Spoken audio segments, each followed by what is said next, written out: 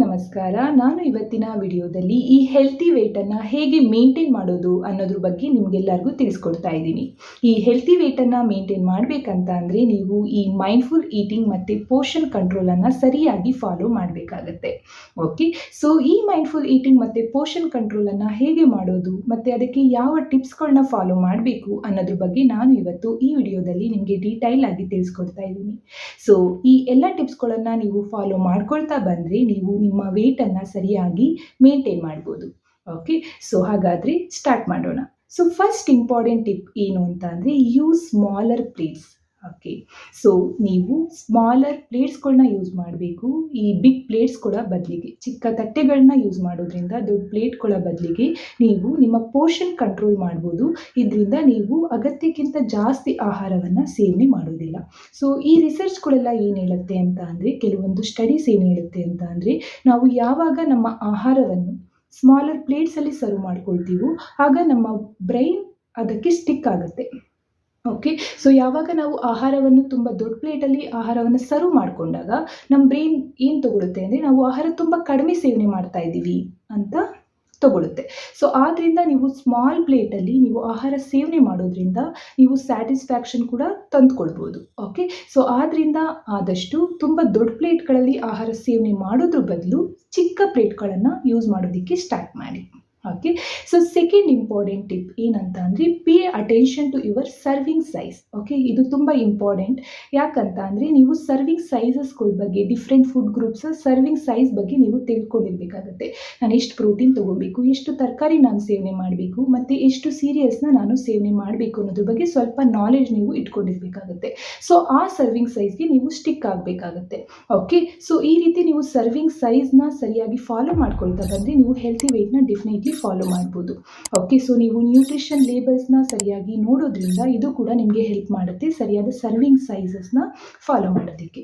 Okay, so ಆದ್ದರಿಂದ ಸರಿಯಾದ serving ಸೈಜನ್ನು follow ಮಾಡಿ ಮತ್ತು ಒಂದು ಸರ್ವಿಂಗ್ ಸೈಜ್ಗೆ ಸ್ಟಿಕ್ ಆನ್ ಆಗಿ.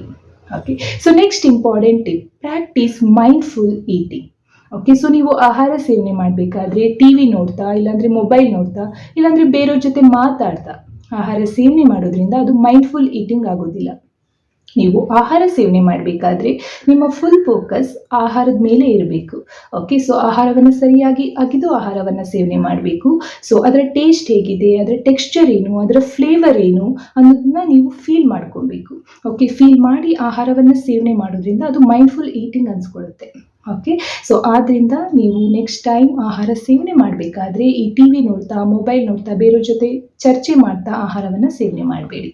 Okay, so next important tip ಏನು ಅಂತ ಅಂದರೆ listen to your body. Okay, so ಏನಂತ ಅಂದರೆ ನೀವು ಆಹಾರ ಸೇವನೆ ಮಾಡ್ತಾ ಇರ್ತೀರ, ಒಂದು ಮೊಮೆಂಟಲ್ಲಿ ನಿಮ್ಮ ಸ್ಟೊಮಕ್ ಫುಲ್ ಆಗುತ್ತೆ. ಓಕೆ, ಆ ಮೊಮೆಂಟಲ್ಲಿ ನಾವು ನಿಲ್ಲಿಸಬೇಕು.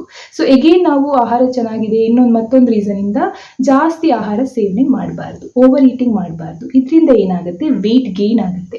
ಸೊ ಆದ್ದರಿಂದ ಆದಷ್ಟು ಲಿಸನ್ ಟು ಯುವರ್ ಬಾಡಿ. ನಿಮ್ಮ ಬ್ರೈನ್ ಏನು ಸಿಗ್ನಲ್ ಕೊಡುತ್ತೋ ಅದಕ್ಕೆ ಆಲ್ಮೋಸ್ಟ್ ನೀವು ಕಾನ್ಸಂಟ್ರೇಷನ್ ಇಟ್ಟು ಓಕೆ ಅವೇರ್ನೆಸ್ಸಿಂದ ಆಹಾರ ಸೇವನೆ ಮಾಡೋದ್ರಿಂದ, ಅಂದರೆ ಮೈಂಡ್ಫುಲ್ ಈಟಿಂಗ್ ಮಾಡೋದ್ರಿಂದ ನಿಮಗೆ ಸರಿಯಾದ ಸಿಗ್ನಲ್ ನಿಮಗೆ ಗೊತ್ತಾಗುತ್ತೆ, ಸಿಗ್ನಲ್ ಬರೋದು. ಸೊ ಆ ಮೊಮೆಂಟಲ್ಲಿ ನೀವು ಆಹಾರ ಸೇವನೆ ಮಾಡೋದನ್ನು ನಿಲ್ಲಿಸಬೇಕು, ಓವರ್ ಈಟಿಂಗ್ ಮಾಡಬಾರ್ದು. Okay, so next important tip ಏನು ಅಂತ ಅಂದರೆ so always B mindful about liquid calories. Okay, so ಇವಾಗ ಯಾವುದೋ ಒಂದು ಪಾನೀಯ, ಸೋಡಾ ಇರ್ಬೋದು, ಆಲ್ಕೋಹಾಲ್ ಇರ್ಬೋದು, ಕಾರ್ಬೋನೇಟೆಡ್ ಬೆವರೇಜಸ್, ಫ್ರೂಟ್ ಜ್ಯೂಸಸ್, ಇದರಲ್ಲೆಲ್ಲ ಕ್ಯಾಲರೀಸ್ ಜಾಸ್ತಿ ಇರುತ್ತೆ. ಓಕೆ, ಇದನ್ನು ನೀವು ಹೆಲ್ತಿ ಲೈಕ್ ಡ್ರಿಂಕ್ ಥರ, ಲೈಕ್ ಒಂದು ಪಾನೀಯ ಥರ ಸೇವನೆ ಮಾಡೋದ್ರಿಂದ ಕ್ಯಾಲರೀಸ್ ಜಾಸ್ತಿ ಆ್ಯಡ್ ಆಗುತ್ತೆ. ಓಕೆ, ಅವಶ್ಯಕತೆಗಿಂತ ಜಾಸ್ತಿ ಆ್ಯಡ್ ಆಗುತ್ತೆ. ಓಕೆ, ಸೊ ಆದ್ದರಿಂದ ಇದ್ರ ಬದಲಿಗೆ ನೀವು ಪ್ಲೇನ್ ವಾಟರ್ ಇರ್ಬೋದು, ಹರ್ಬಲ್ ಟೀ ಇರ್ಬೋದು, okay, otherwise any low calories drinks ಇರ್ಬೋದು, ಇವುಗಳನ್ನ ನೀವು ಪಾನೀಯಗಳಾಗಿ ಚೂಸ್ ಮಾಡಿಕೊಂಡ್ರೆ ಸೊ ಕ್ಯಾಲರಿ ಕನ್ಸಂಪ್ಷನ್ ಕೂಡ ಕಡಿಮೆ ಆಗುತ್ತೆ. So always you should be mindful about liquid calories. Okay, so next important tip ಏನು ಅಂತ ಅಂದರೆ so always you should balance your plate. Okay, so ನೀವು ಇವಾಗ ಆಹಾರ ಸೇವನೆ ಮಾಡ್ತಾ ಇದ್ದೀರಾ. ಸೊ ಆಹಾರ ಸೇವನೆ ಮಾಡಬೇಕಾದ್ರೆ ನೀವು ಚೆಕ್ ಮಾಡಬೇಕು, ನನ್ನ ಪ್ಲೇಟ್ ಬ್ಯಾಲೆನ್ಸ್ ಆಗಿದೆಯಾ, ಎಲ್ಲ ಫುಡ್ ಗ್ರೂಪ್ಸು ನನ್ನ ಪ್ಲೇಟಲ್ಲಿ ಇದೆಯಾ, ಈ ಪ್ರೋಟೀನ್ ಇದೆಯಾ, ತರಕಾರಿ ಸೊಪ್ಪುಗಳಿದೆಯಾ, ಹೋಲ್ ಸೀರಿಯಲ್ಸ್ ನಾನು ಸೇವನೆ ಮಾಡ್ತಾ ಇದ್ದೀನಾ, ಗುಡ್ ಫ್ಯಾಟ್ ಇದೆಯಾ ಅನ್ನೋದ್ರ ಬಗ್ಗೆ ನೀವು ಚೆಕ್ ಮಾಡ್ಕೋಬೇಕು. ಸೊ ಈ ಎಲ್ಲ ಫುಡ್ ಗ್ರೂಪ್ಸ್ಗಳು ನಮ್ಮ ಪ್ಲೇಟಲ್ಲಿದ್ದಾಗ ಅದು ಬ್ಯಾಲೆನ್ಸ್ಡ್ ಮೀಲ್ ಆಗುತ್ತೆ. ಓಕೆ, ಸೊ ಇದರಲ್ಲಿ ಯಾವುದಾದ್ರೂ ಒಂದು ಕೂಡ ಮಿಸ್ ಆದರೂ that is in balance, that is balance meal ಇಲ್ಲ. ಮೀಲ್ ಆಗೋದಿಲ್ಲ. ಓಕೆ, ಸೊ ನೀವು ಈ ಬ್ಯಾಲೆನ್ಸ್ ಮೀಲ್ನ ಸೇವನೆ ಮಾಡೋದ್ರಿಂದ ಏನಾಗುತ್ತೆ ಅಂತ ಅಂದರೆ ನಿಮ್ಮ ಬಾಡಿ ಸಟೈಟಿ ಲೈಕ್ ಹೊಟ್ಟೆ ತುಂಬಿರೋ ಥರ ಆಗುತ್ತೆ. ಓಕೆ, ಏನು ಅಂತ ಅಂದರೆ ನೀವು ಈ ಪ್ರೋಟೀನ್ ಸೇವನೆ ಮಾಡೋದ್ರಿಂದ ನಮ್ಮ ಆಹಾರದ ಜೊತೆ ಅದು ನಮ್ಮ ದೇಹವನ್ನು ಫುಲ್ ಆಗೋ ಥರ ಮಾಡುತ್ತೆ ಸ್ಟೊಮಕನ್ನು. ಓಕೆ, ಮತ್ತು ತರಕಾರಿ ಸೊಪ್ಪುಗಳನ್ನ ಸೇವನೆ ಮಾಡೋದ್ರಿಂದ ನಮ್ಮ ದೇಹದಲ್ಲಿ ನಾವು ಊಟ ಆದಮೇಲೆ ಅತಿ ವೇಗವಾಗಿ ಶುಗರ್ ರಿಲೀಸ್ ಆಗೋದಿಲ್ಲ. ಓಕೆ, ಸೊ ಈ ರೀತಿ ತುಂಬ ಬೆನಿಫಿಟ್ಸ್ ಇದೆ ಬ್ಯಾಲೆನ್ಸ್ ಡಯಟ್ನ ಸೇವನೆ ಮಾಡೋದ್ರಿಂದ. ಇದ್ರ ಬಗ್ಗೆನೇ ಒಂದು ವಿಡಿಯೋ ಇದೆ, ಆ ವಿಡಿಯೋನು ನೀವು ಚೆಕ್ ಮಾಡ್ಬೋದು ನನ್ನ ಚಾನಲಲ್ಲಿ. ಓಕೆ, ಸೊ ಇದರಿಂದ ನೀವು ಬ್ಯಾಲೆನ್ಸ್ ಡಯಟ್ನನ್ನು ಫಾಲೋ ಮಾಡಬೇಕು ನೀವು ಹೆಲ್ತಿ ವೇಟನ್ನು ಮೇಂಟೈನ್ ಮಾಡಬೇಕಂದ್ರೆ. Okay, so next important tip ಏನಂತ ಅಂದರೆ, ಸೊ ನೀವು ಔಟ್ಸೈಡ್ ಹೋಗಿರ್ತೀರ. ಓಕೆ, ಸೊ ಅವಾಗ ಪೋರ್ಷನ್ ಸೈಜನ್ನು ನೀವು ಕಂಟ್ರೋಲ್ ಮಾಡಬೇಕು. ಓಕೆ, ಸೊ ಹೇಗೆ ಪೋರ್ಷನ್ ಸೈಜನ್ನು ಕಂಟ್ರೋಲ್ ಮಾಡೋದು ನಾವು ಔಟ್ಸೈಡ್ ಹೋದಾಗ ಅಂತ ಅಂದಾಗ, ನೀವು ಇವಾಗ ಯಾವುದೋ ರೆಸ್ಟೋರೆಂಟ್ಗೆ ಹೋಗಿರ್ತೀರ, ಯಾವುದೋ ಒಂದು ಫಂಕ್ಷನ್ ಇರುತ್ತೆ, ಪಾರ್ಟಿ ಇರುತ್ತೆ. ಸೊ ಅಲ್ಲಿ ಆಹಾರ ಅವರು ಯೂಶಲಿ ಸರ್ವ್ ಮಾಡಬೇಕಾದ್ರೆ ಜಾಸ್ತಿನೇ ಸರ್ವ್ ಮಾಡ್ತಾರೆ, ಯಾಕಂದರೆ ಅವ್ರಿಗೆ ಗೊತ್ತಿರೋದಿಲ್ಲ ನಿಮ್ಗೆ ಎಷ್ಟು ಬೇಕು, ಓಕೆ ನಿಮಗೆ ಎಷ್ಟು ಅವಶ್ಯಕತೆ ಅನ್ನೋದು ಅವ್ರಿಗೆ ಗೊತ್ತಿರೋದಿಲ್ಲ, ಅದು ನಿಮಗೆ ಚೆನ್ನಾಗಿ ಗೊತ್ತಿರುತ್ತೆ. ಸೊ ಆದ್ದರಿಂದ ನೀವು ಮೊದಲನೇ ಪ್ರಿಕಾಷನ್ಸ್ನ ತೊಗೊಳ್ಬೇಕಾಗುತ್ತೆ.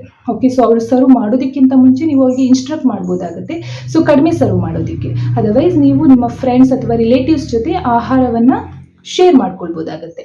ಓಕೆ, ಸೊ ಈ ರೀತಿ ನೀವು ಪ್ರಿಕಾಷನ್ಸ್ಗಳನ್ನ ತಗೊಳ್ಳೋದ್ರಿಂದ ನಿಮ್ಮ ಪೋರ್ಷನನ್ನು ಕಂಟ್ರೋಲ್ ಮಾಡ್ಬೋದು, ನೀವಲ್ಲಿ ಓವರ್ ಈಟಿಂಗ್ನ ಮಾಡೋದಿಲ್ಲ. Okay, so next important tip ಏನಂತ ಅಂದರೆ, be kind to yourself. Okay, this is also very important. Like ಯಾವಾಗಾದರೂ 1 ತಿಂಗಳಿಗೆ ಒಂದ್ಸಲಿ, 2 ತಿಂಗಳಿಗೆ ಒಂದ್ಸಲಿ ನಾವು ಆಹಾರ ಅಗತ್ಯಕ್ಕಿಂತ ಜಾಸ್ತಿ ಸೇವನೆ ಮಾಡಿಬಿಡ್ತೀವಿ. ಸೊ ಆಗ ನಾವು ಪಶ್ಚಾತ್ತಾಪ ಪಟ್ಕೊಳ್ಬಾರ್ದು, ಅಯ್ಯೋ ನಾನು ಜಾಸ್ತಿ ಆಹಾರ ಸೇವನೆ ಮಾಡಿಬಿಟ್ಟೆ, ಆ ರೀತಿ ಎಲ್ಲ ಫೀಲ್ ಆಗೋ ಅವಶ್ಯಕತೆ ಇರೋದಿಲ್ಲ. ಸೊ ನೀವು 1 ಟೈಮ್ ತಿಂದಿರ್ತೀರ, that's okay. Okay, so next time you can take a precautions. Okay, ಹಾಗಂತ ನೀವು you should not feel bad, you should be compassionate for yourself. Okay, so this is also very important. Okay, so next important tip ಏನು ಅಂತ ಅಂದರೆ, keep a food journal. This is also very important. ನೀವು ಒಂದು food ಜರ್ನಲ್ನ maintain ಮಾಡಬೇಕಾಗುತ್ತೆ. ಒಂದು dairy ಅಥವಾ ನಿಮ್ಮ ಮೊಬೈಲಲ್ಲಿ ಯಾವುದಾದ್ರೂ ಆ್ಯಪ್ಸ್ ಅಥವಾ ನೋಟ್ ಆ್ಯಪ್ ಇವುಗಳನ್ನ ಫಾಲೋ ಮಾಡಬೇಕು. ನೀವು ಎಷ್ಟು ಆಹಾರ ಸೇವನೆ ಮಾಡ್ತೀರಾ, ಯಾವ ಟೈಮಲ್ಲಿ ಸೇವನೆ ಮಾಡ್ತೀರಾ ಅನ್ನೋದನ್ನು ನೋಟ್ ಮಾಡೋದಕ್ಕೆ. ಸೊ ಈ ರೀತಿ ನೀವು ಮೇಂಟೈನ್ ಮಾಡ್ಕೊಳ್ತಾ ಬರೋದ್ರಿಂದ, ಸೊ ನೆಕ್ಸ್ಟ್ ಟೈಮ್ ಲೈಕ್ ನೀವು ನೆಕ್ಸ್ಟ್ ಡೇ ಆಹಾರ ಸೇವನೆ ಮಾಡೋದಕ್ಕಿಂತ ಮುಂಚೆ ಒಂದ್ಸರಿ ನೀವು ಲಾಸ್ಟ್ ಡೇದು ರೀಕಾಲ್ ನೋಡಿದಾಗ, ಸೊ ನಿಮಗೆ ಗೊತ್ತಾಗುತ್ತೆ, ಓ ನಾನು ಜಾಸ್ತಿ ಆಹಾರ ಸೇವನೆ ಮಾಡಿದ್ದೀನಿ, ನಾನು ಜಂಕ್ ಫುಡ್ಸ್ನ ಇನ್ಕ್ಲೂಡ್ ಮಾಡ್ಕೊಂಡಿದ್ದೀನಿ, ಇದನ್ನು ಇವತ್ತು ಮಾಡಬಾರ್ದು ನಾನು ಅನ್ನುವಂತಹ ಮಾಹಿತಿ ನಿಮಗೆ ಸಿಗುತ್ತೆ ನೀವು ಫುಡ್ ಜರ್ನಲ್ನ ಮೇಂಟೈನ್ ಮಾಡೋದ್ರಿಂದ. ಓಕೆ, ಸೊ ಸಮ್ ಸ್ಟಡೀಸು ಹೇಳುತ್ತೆ, ಯಾರು ಫುಡ್ ಜರ್ನಲ್ಸ್ನ ಸರಿಯಾಗಿ ಮೇಂಟೈನ್ ಮಾಡ್ಕೊಳ್ತಾ ಬಂದಿದ್ದಾರೋ ಅವ್ರ ಪೋರ್ಷನ್ ಕಂಟ್ರೋಲ್ ಆಗಿರೋದು ಮತ್ತು ಹೆಲ್ತಿ ವೆಯ್ಟ್ ಮೇಂಟೈನ್ ಆಗಿರೋದು ಕೂಡ ಕಂಡುಬಂದಿದೆ. ಸೊ ಆದ್ದರಿಂದ ನೀವು ಯಾವುದಾದ್ರೂ ಒಂದು ಫುಡ್ ಜರ್ನಲನ್ನು ಮೇಂಟೈನ್ ಮಾಡಬೇಕಾಗುತ್ತೆ. ಒಂದು ಡೈರಿನ ಮೇಂಟೈನ್ ಮಾಡಿ. ನಿಮಗೆ ಡೈರಿ ಕಷ್ಟ ಆದರೆ ಈಗ ಎಷ್ಟೊಂದು ಆ್ಯಪ್ಸ್ ಇದೆ ಮೊಬೈಲ್ಗಳಲ್ಲೇ. ಓಕೆ, ನೀವು ಮೇಂಟೈನ್ ಮಾಡೋದಕ್ಕೆ ನಿಮ್ಮದು ಡೈರಿ ಕಾರ್ಡ್ಸ್ನ, ಸೊ ಅದನ್ನು ಕೂಡ ನೀವು ಯೂಸ್ ಮಾಡ್ಬೋದು. ಓಕೆ, ಸೊ ಹೀಗೆ ಈ ರೀತಿ ಎಲ್ಲ ಟಿಪ್ಸ್ಗಳನ್ನ ನೀವು ಫಾಲೋ ಮಾಡ್ಕೊಳ್ತಾ ಬಂದರೆ, ಎಲ್ಲ ಟಿಪ್ಸ್ಗಳನ್ನು ನಿಮ್ಮ ದಿನನಿತ್ಯದಲ್ಲಿ ಅಳವಡಿಸ್ಕೊಳ್ತಾ ಬಂದರೆ ನಿಮ್ಮ ವೆಯ್ಟನ್ನು ನೀವು ಸರಿಯಾಗಿ ಮೇಂಟೈನ್ ಮಾಡ್ಬೋದು, ಹೆಲ್ತಿ ವೆಯ್ಟನ್ನು ಮೇಂಟೈನ್ ಮಾಡ್ಬೋದು, ಮತ್ತು ಪಾಸಿಟಿವ್ ರಿಲೇಷನ್ಶಿಪ್ನ ನೀವು ಬೆಳೆಸ್ಕೊಳ್ಬೋದು ಫುಡ್ ಜೊತೆ. It is also very important.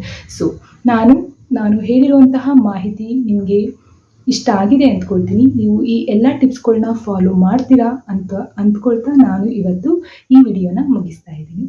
Thank you for watching.